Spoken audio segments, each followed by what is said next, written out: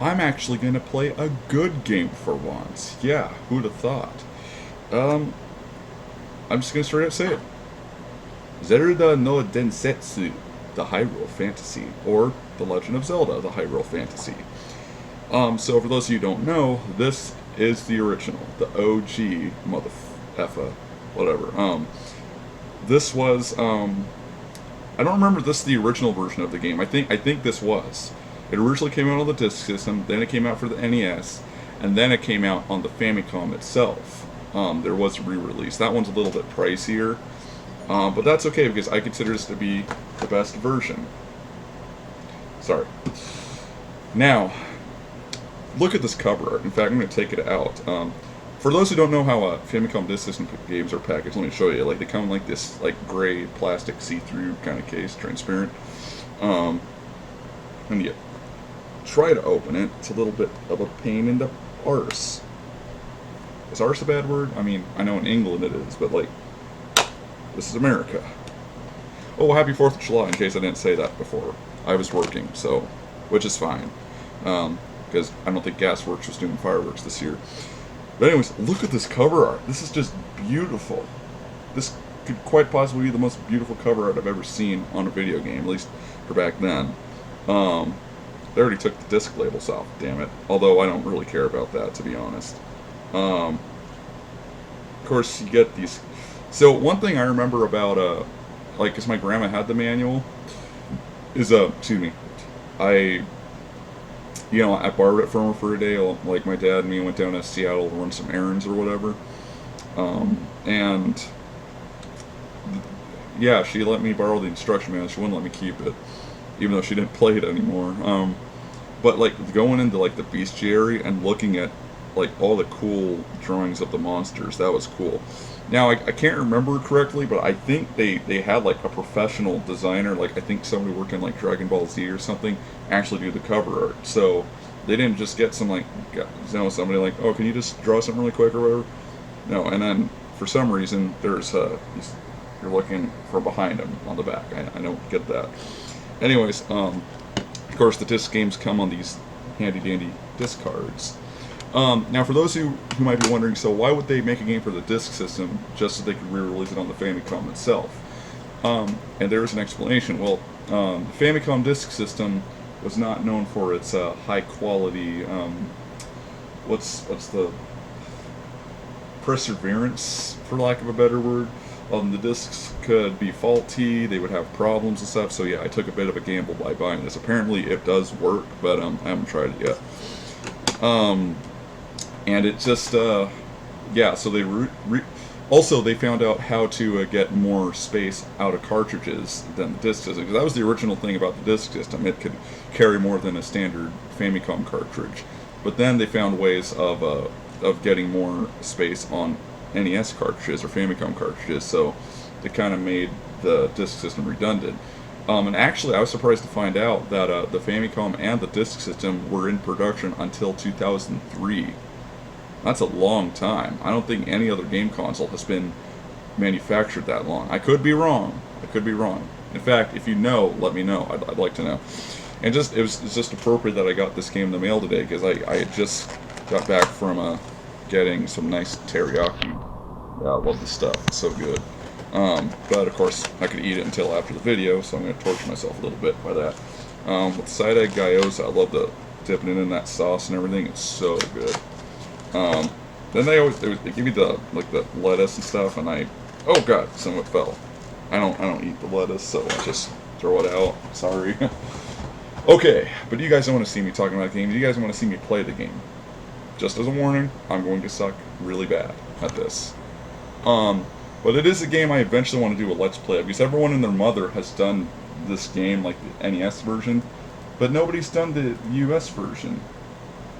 My dad actually beat this back in the day. Oh yes, already. You get that juicy title music thanks to the Disk System's extra sound channel.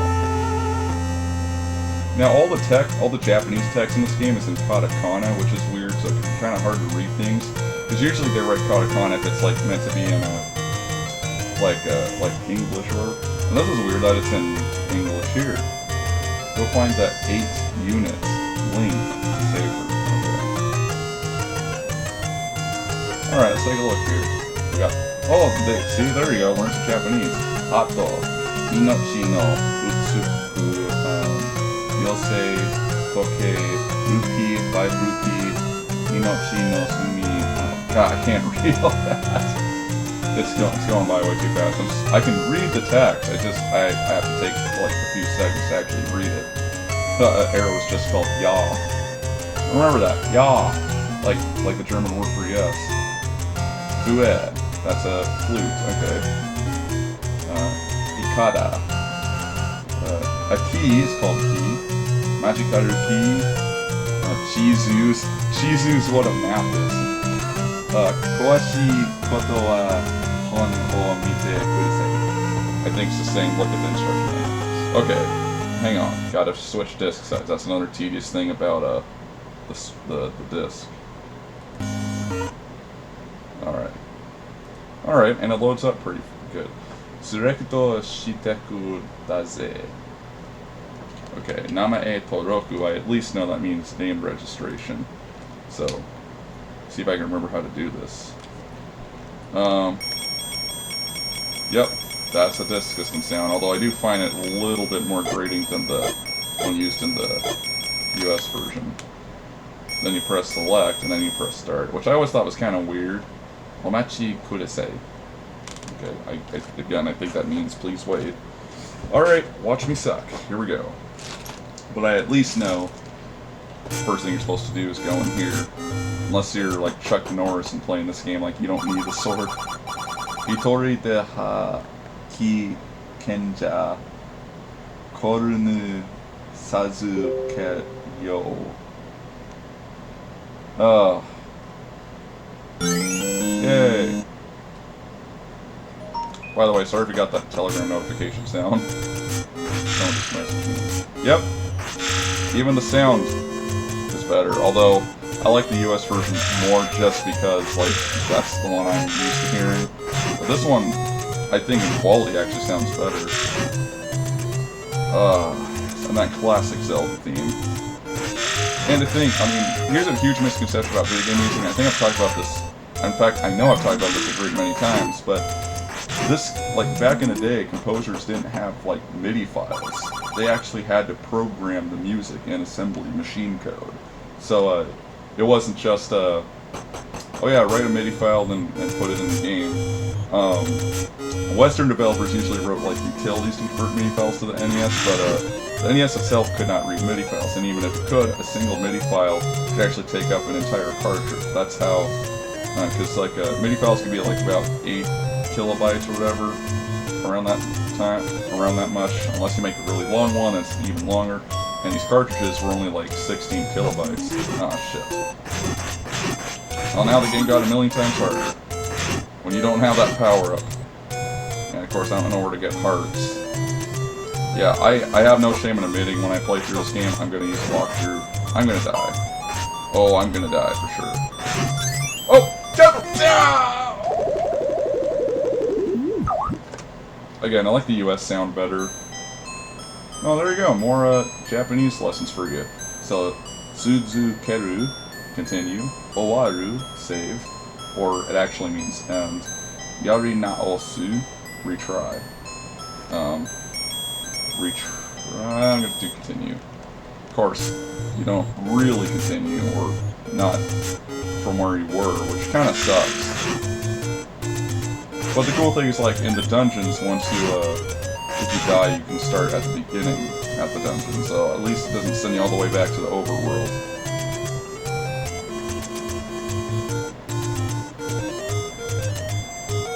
Okay, let's try this again.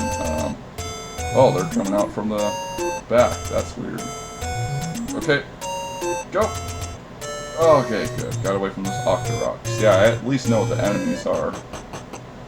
You know why? Because the manual actually tells you what they are. And I just came from watching videos and stuff, but this game is absolute class. So let's see if I can get past the first dungeon, though. I probably can't, just as a warning. And that's the thing, too. This game can be a hard son of a bitch, but it gradually gets harder. Like, the first dungeon's pretty easy, then the second dungeon, My only real problem is, like, I even asked my dad about this, like, how did you beat the game back then? Because, like, finding the dungeon stuff was, like, was ridiculous. And my dad said, I had to get the power. Well, he didn't say that, but he basically said he had to get Nintendo Power to, you know, to figure out where, you know, how to beat these levels. I forgot these things actually stop in place. At least in the US version they do, they slow down and stop. Alright, cool, I got 2 keys. Not to be confused with the bats, which are called keys.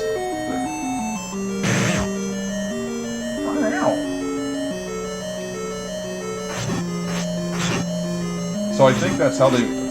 I always wondered how Koji Kondo made the sound effects used in those digitized sounds used in the NES version, because I always thought they sounded interesting. But I think he actually wrote them on the disc system, just like recorded them or something, like through like maybe a tape recorder or something, and then just digitized them so they play back on the NES. That's my guess. I have no idea. I always personally find it interesting to find out how these game developers made the game, or made music, just made the games in general. Obviously, the NES uses 6.02 assembly, which is the same as the Commodore 64, if I'm not mistaken, as well as the Atari Lynx and the TurboGrafx 16. Oh, I always remember these things, like droplets. I don't know how drops of, like, slime can kill you, or whatever. That music is just classic. It can get a little annoying.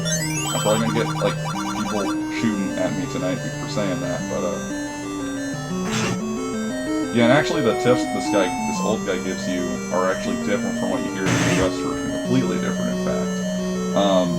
I can't translate it, of course, so, TCRF, I believe, the cutting report, has translated all the tips, though. So here we get the map. And people complain that, like, one of the maps is in the shape of a swastika, when actually the name of the dungeon itself is the Manji, which is a symbol that the Chinese used, I think, for good luck. In fact, it is a Chinese-made symbol, so... And you know, because I think the swastika faces one way and the Manji faces the other. Oh, I hate you. Oh, I hate you. Oh, good, I hate you. I don't hate you anymore. God. Oh yeah, got the boomerang. Fuck yeah. Dude, but that's what I love about this. It's... You know, okay, we're gonna get to the first boss. That's where we're gonna end it here. But this is a game I've always wanted to do a Let's Play on. Yeah, I love the sound. The sound when they get hit is fucking amazing. But see, look, the first boss is easy. Easy to avoid their shots. And I don't think it takes that many hits if I recall correctly.